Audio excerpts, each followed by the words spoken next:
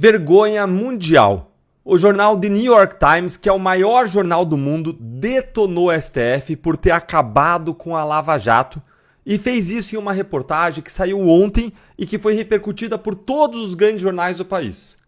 Pois é, minha gente, a expectativa lá no Supremo Tribunal Federal é que eles iam conseguir encampar lá no New York Times aquelas narrativas deles sobre o golpe, com um relatório que ainda está em sigilo, que ninguém leu, só a Globo, claro, mas o que saiu mesmo foi uma reportagem não endossando o golpe, mas sim explosiva, desossando os ministros do Supremo por terem destruído a Lava Jato, a maior operação anticorrupção da história. Bora aqui então comigo conferir alguns trechos dessa reportagem. Mas antes disso, curte o vídeo, se inscreve no canal e compartilhe o link desse vídeo nos seus grupos de WhatsApp para que mais pessoas saibam dessa vergonha mundial que se tornou o Supremo Tribunal Federal. Então leia aqui comigo a reportagem que foi traduzida pelo Estadão.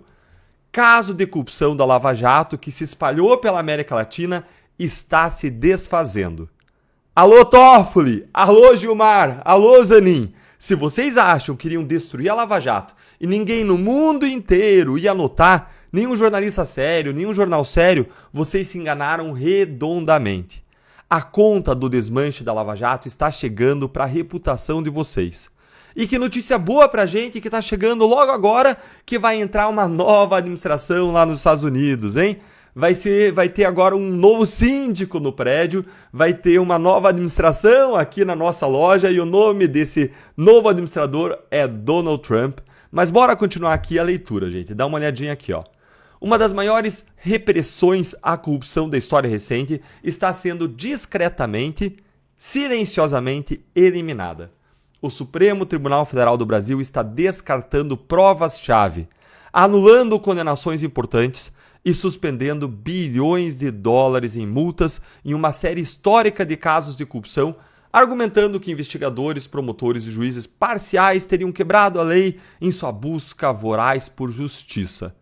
Esse trecho inicial da reportagem já é um soco no estômago do Supremo, já está colocando na conta do Supremo essas anulações, algo que a gente vê pouco ou nunca nos jornais da velha imprensa brasileira. Em poucas linhas, o correspondente Jack Nicas, que assina essa matéria, resume tudo o que o STF tem feito para acabar com a Lava Jato, usando como pretexto aquelas supostas mensagens que nunca foram autenticadas, nunca, jamais, obtidas por meio de hackeamento, de modo ilícito, criminoso. Bora ler aqui mais um pouquinho, ó. Em decisões ao longo do último ano, a maioria decorrente de questionamentos legais de pessoas que afirmam ter sido tratadas injustamente, o tribunal desfez casos em que políticos sêniores, executivos e empresas se declararam culpados. Até aqueles que confessaram os crimes, gente, eles estão anulando os casos criminais. As decisões estão agora se espalhando pela América Latina, levando à anulação de pelo menos 115 condenações no Brasil, de acordo com grupos anticorrupção. As reversões também estão colocando em dúvida muitos outros casos no Panamá, Equador, Peru, Argentina, incluindo as condenações de vários ex-presidentes. Aqui o New York Times está lembrando um fato óbvio que comprova quão fajutos são os argumentos do Supremo para desmontar a Lava Jato no Brasil. A operação deu e segue dando frutos lá no exterior, não só na América Latina, mas nos Estados Unidos e na Europa também. Só aqui, na Banânia, no Brasil, uma república de bananas em que o governo Lula está em lua de mel com o STF, é que a Lava Jato foi demolida dessa forma. Nos outros lugares, a Lava Jato está rígida, nenhum caso foi anulado, nenhum caso foi derrubado. Segue aqui comigo, ó. As descobertas abalaram a paisagem política da América Latina, fechando empresas multinacionais e levando a bilhões de dólares em multas e centenas de condenações. Alguns dos políticos e executivos mais proeminentes da região foram enviados para a prisão, incluindo quem? Luiz Inácio Lula da Silva do Brasil. Então, finja surpresa que agora, em reação a isso, com Lula presidente, tudo está sendo desmontado. Seu desfazimento é agora uma conclusão sombria para uma investigação que uma vez foi vista como uma mudança sísmica na América Latina, prometendo erradicar a corrupção sistêmica que havia corroído as bases do governo. O público aplaudiu as condenações como um novo amanhecer para a região. Uma década depois, o Brasil e outras nações têm pouco a mostrar por isso. Aqui vale aquela velha história. Com a Lava Jato, O Brasil, gente, teve a chance, pela primeira vez na vida brasileira, de mostrar integridade, justiça, de mostrar império da lei para o mundo, mostrar que aqui quem faz, paga, quem pratica crime é punido, que a gente não admite corrupção, mas acabou virando exportador agora, não mais apenas de corrupção, mas também de impunidade. Como, aliás, sempre foi. Todas as grandes operações que abalam o sistema, que abalam as pessoas mais poderosas do Brasil, sempre acabam sendo enterradas por quem? Pelos guardiões do sistema. Por ministros indicados politicamente para funções em tribunais superiores. Sempre foi assim e, mais uma vez, agora está sendo assim. Acompanhe aqui comigo a matéria. Vamos seguir lendo ela. Para alguns, a reversão é mais o exemplo da impunidade de que os poderosos desfrutam há muito tempo. Pessoas que deveriam estar pagando por seus erros ou seus crimes até certo ponto vão se safar, disse Maíra Fernandes, advogada criminal e professora da Fundação Getúlio Vargas. Ao mesmo tempo, ela acrescentou, as reversões não são sem mérito, diz ela. Ela disse, gravações vazadas e outras evidências mostram que um juiz e procuradores haviam coordenado contra réus, haviam empregado táticas agressivas para forçar confissões e haviam ordenado escutas ilegais. Mesmo que deixe um gosto amargo, disse ela, é uma consequência de uma operação que sujou as mãos, que violou as regras. Aqui, gente, ela está fazendo uma imensa confusão, porque aquelas supostas mensagens não revelaram isso que o jornal colocou aqui. Táticas agressivas para forçar confissões? Ordenando escutas ilegais? Em primeiro lugar, menos de 20% das delações da Lava Jato foram feitas com réus presos. Enquanto lá no Supremo agora, nessas operações contra a direita, 100% das delações são feitas pelo Supremo, como a de Rony Lessa, como a de Mauro Cid, foram feitas com réus presos. 100%, ou seja, quem que realmente está usando táticas agressivas para forçar delações? A Lava Jato ou o Supremo? Na Lava Jato, as prisões sempre tinham por fundamento os fatos, as provas, a lei, e nunca passavam de 35 dias. Lá no Supremo, eles estão mantendo as pessoas presas meses e meses e meses, sem sequer uma acusação criminal. Quando você tem fundamento para prisão, você não tem como alegar que a prisão está sendo usada para forçar uma confissão, uma delação, porque você tinha fundamento para prender. Mas e quando você não tem? E quando você extrapola em meses o prazo legal? Aí sim fica claro o que estão fazendo. Além disso, não tem casos de escutas ilegais da Lava Jato, não existe isso. Esse caso recente que foi divulgado de um suposto grampo na cela do Youssef é história para boi dormir. É um caso requentado por Dias Toffoli em que não tem nenhuma evidência de participação de procuradores da Lava Jato ou de que qualquer material ilegal tenha sido usado na operação. Além disso, esse suposto grampo ele foi objeto de uma apuração do Ministério Público que não constatou crimes. Foram investigados 5 delegados e um agente da Polícia Federal e o caso foi arquivado pelo juiz. Então, gente, é balela. Essas supostas mensagens foram só um pretexto que usaram para anular tudo. Porque quando é com eles fazem pior em termos de abusos, 1000 vezes pior. Coisas que nós nunca fizemos e hoje ninguém reclama do que o STF está fazendo, mesmo sendo 1000 vezes pior. A ponto de Alexandre de Moraes ser vítima, investigador e julgador ao mesmo tempo. Vítima, inclusive, de um plano de homicídio, de um suposto golpe. E aí ele está julgando esse caso. Que coisa mais absurda. Isso é mais de 1000 vezes pior do que qualquer coisa que se alegou que a Lava Jato fez. Não se trata do que a Lava Jato fez, essa é a grande verdade. Mas sim de quem a Lava Jato pegou, de quem ela atingiu. Segue aqui comigo. A maioria das decisões de reverter a Operação Lava Jato foi emitida por um único juiz do Supremo Tribunal Federal. Quem? Ele, José Antônio Dias Toffoli. Em uma entrevista, Toffoli disse que as suas decisões foram baseadas em decisões anteriores dos seus colegas do Supremo Tribunal Federal, que investigadores, promotores e juízes da Lava Jato haviam conspirado ilegalmente, invalidando evidências coletadas. Decisões aí lideradas por quem? Por ele, Lewandowski, ministro da Justiça de Lula. Ele disse que apenas estendeu essa decisão a outros casos. Evidências ilegais não podem ser usadas para condenar, disse ele. Fazemos isso com grande tristeza, acrescentou ele, ex-advogado Lula, durante uma recente audiência do Supremo Tribunal Federal. Porque o Estado procedeu de forma errada. Alguns críticos, no entanto, agora vamos ver aí a real, alguns críticos, no entanto, acreditam que Toffoli não deveria estar decidindo esses casos. Antes de ingressar no Supremo Tribunal, ele trabalhou como advogado para o PT, para o partido do Lula, e mais tarde como conselheiro do Lula como presidente. Aqui, gente, o jornal The New York Times chegou nele. Ele, o The Friends of My Father's Friend, o amigo do meu pai. Gente, olha só que vergonha para o Brasil um ministro do STF aparecer em uma reportagem do New York Times como o principal algoz da Lava Jato. Alguém que foi citado por delatores na própria operação e cuja esposa é advogada para uma das principais empresas implicadas em escândalo de corrupção. Agora olha aqui o que o jornal, lembrando o que foi que o Dias Toffoli fez depois que ele foi citado na Lava Jato, o que o jornal traz. Olha aqui, ó. Em 2009, Lula indicou Toffoli para a mais alta corte do país. O Lula e o seu partido foram alvos centrais da investigação Lava Jato.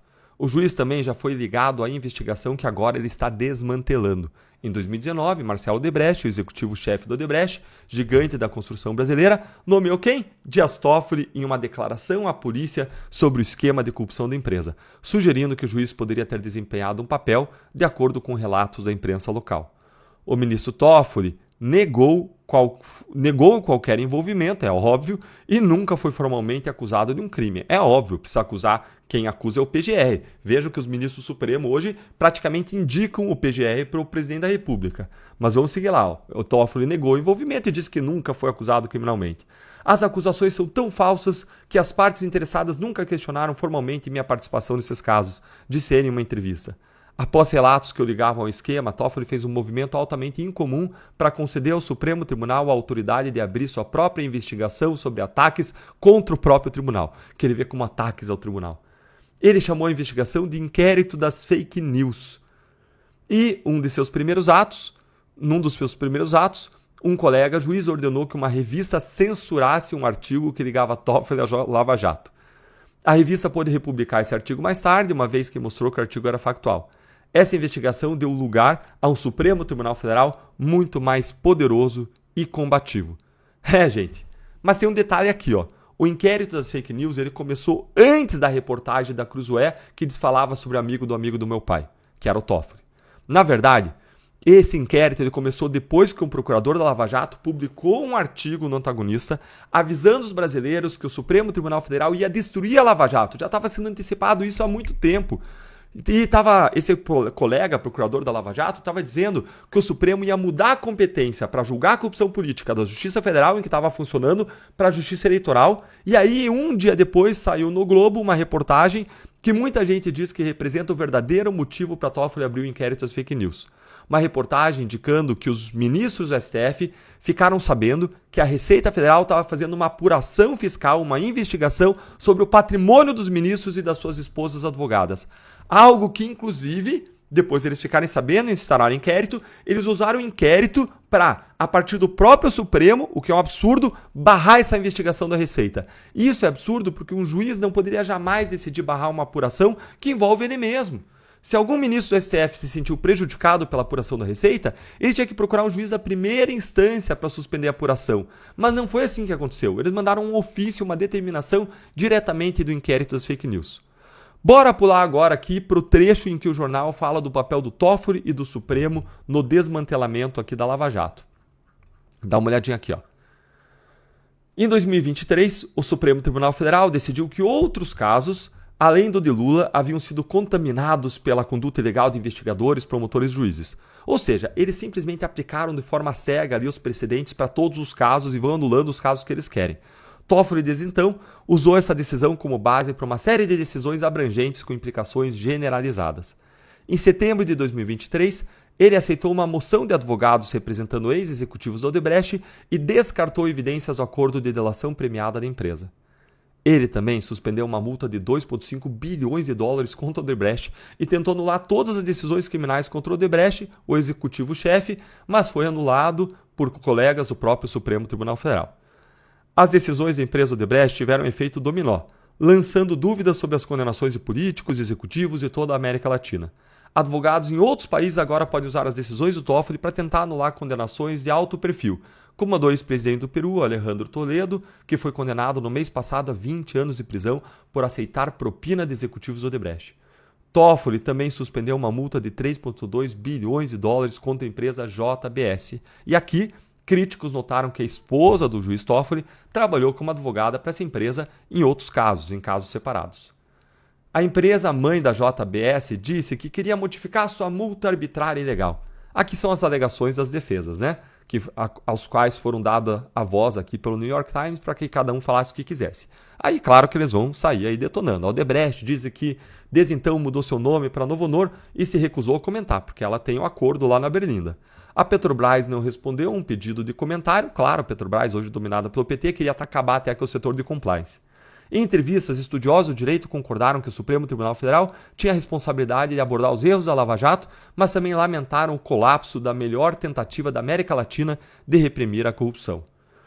O Rafael Maffei, professor de Direito da Universidade de São Paulo, foi direto. Do ponto de vista dos resultados, a Lava Jato foi um fracasso completo.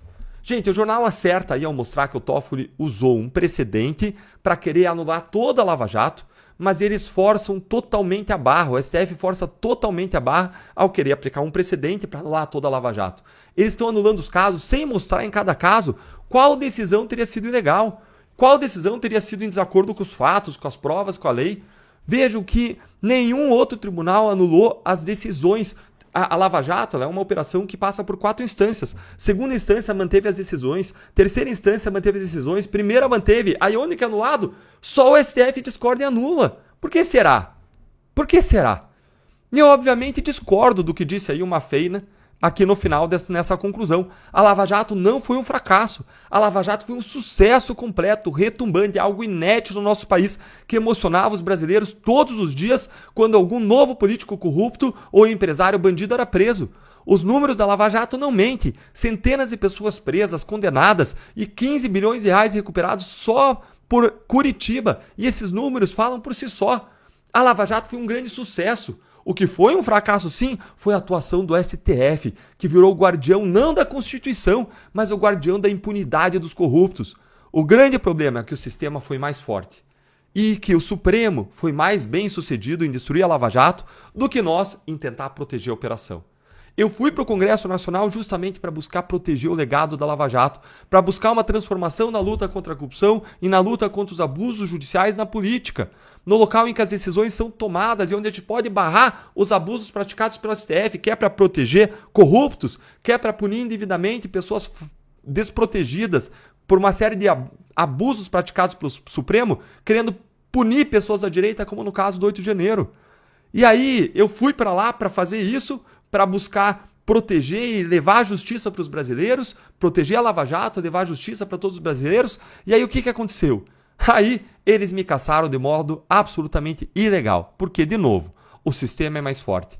Mas ele não é mais forte do que nós, brasileiros. E nós vamos dar uma resposta a esse sistema em 2026 com a graça de Deus. Nós vamos trabalhar com a força dos nossos braços e vamos orar de joelhos dobrados. A gente já deu uma resposta agora nas eleições municipais de 2024 e a eleição de Trump nos Estados Unidos nos fortaleceu. Mas é em 2026 que a resposta virá. Agora eu quero ouvir a sua opinião. O que você achou dessa reportagem do The New York Times detonando o STF por destruir a Lava Jato? Conta pra mim aqui nos comentários.